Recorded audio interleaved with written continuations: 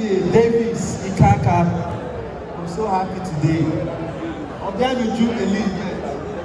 Right? I'm so happy today. So honestly, growing up, me and Chidi Davis weren't the closest. But honestly, the last 2 to 3 years, I've gotten to get to know my brother, my big brother, more. So I'm so happy today because honestly, if you look around today, especially people from Decade 5, people that really know Chidi, even his friends from Windsor, they know that Chidi is a person that, he's very caring. Sometimes he can be too caring, so that's good, but which is good though.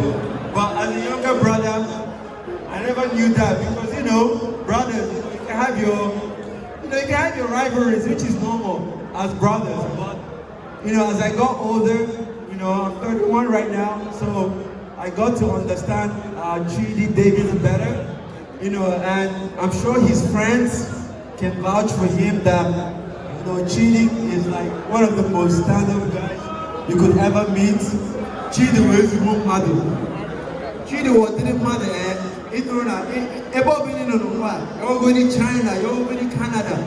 They watch Chidi now, each of them go moto. They watch Chidi, each of them go wire leather. About like Chidi will pick up the phone, even if it's 2 a.m. I've been with Chidi sometime. 2 a.m. Never than a wire from Nigeria.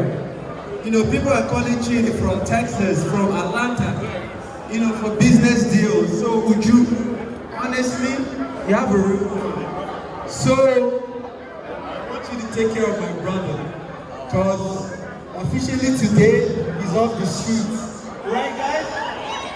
So Chidi, please, Uju is a queen, Uju is